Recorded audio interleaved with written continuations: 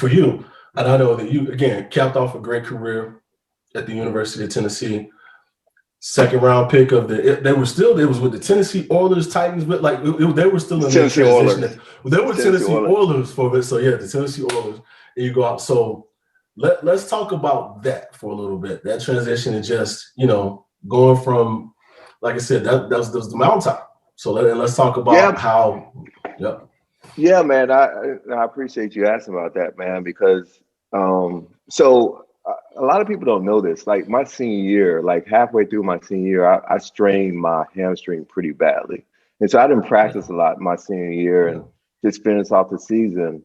And I decided, because I was only a semester away from graduating. So I had to make this decision on whether or not just to stop school and go off and train somewhere, get healthy, get, all that good stuff, or stay in school, rely on the trainers at Tennessee, try to get as healthy as possible, and really train for the draft. With my hamstring, I really couldn't train like I wanted to.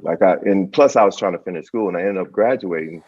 But really the first, and not a lot of people know this, the first time I ran a full speed 40, because I went to the combine, didn't work out because I wasn't healthy, right? So I did all the interviews and all that good stuff. But the first time I went through a workout or ran a full speed 40 was at the workouts in Knoxville. At the pro day. At the pro day. And I ran, I just remember like, man, I don't know what's going to happen. I might run out of my hamstring because, I never ran at full speed. I would run, but never ran at full speed because I was scared that I would injure it more and then it would put me back further. So I ended up running a 4.43 at the in Knoxville. And I always kind of think about, if I was completely healthy, what would I have ran and how would that have changed, the trajectory of my draft stats and all that good stuff. But fast forward, was drafted in the second round, 47th pick of the Tennessee Oilers. And at the time, it was a perfect situation. Like I'm staying in Tennessee, fan base, Steve McNair, up and coming team, moving to Nashville. And but again, I was still dealing with this injury. So went through training camp, didn't do well. I just didn't do well because I wasn't myself, right? And when you're injured and you don't have the confidence in your body, that combination is never good. And so my rookie year was just it was bad. It was a wash for me. And then that second year, I started getting my footing a little bit better. Confidence in my body. I was getting a lot healthier. Second game of the, it might have been second or third game of the year.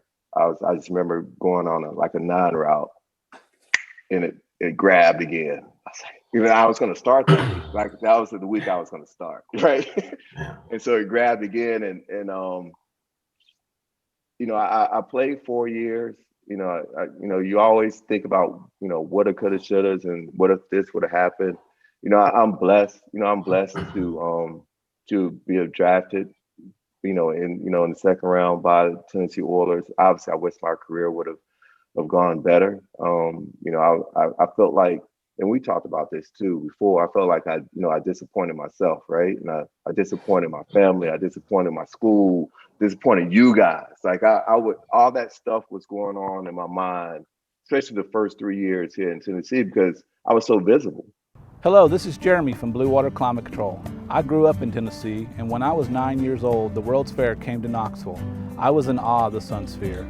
I dreamed of living in Knoxville. To me, it was the center of the world. After 24 years in the Navy, I've been around the world and visited dozens of countries. My family has moved all over. Now here we are running Blue Water Climate Control right here in Knoxville, the dream I had when I was just 9 years old. Blue Water Climate Control, veteran service, superior value.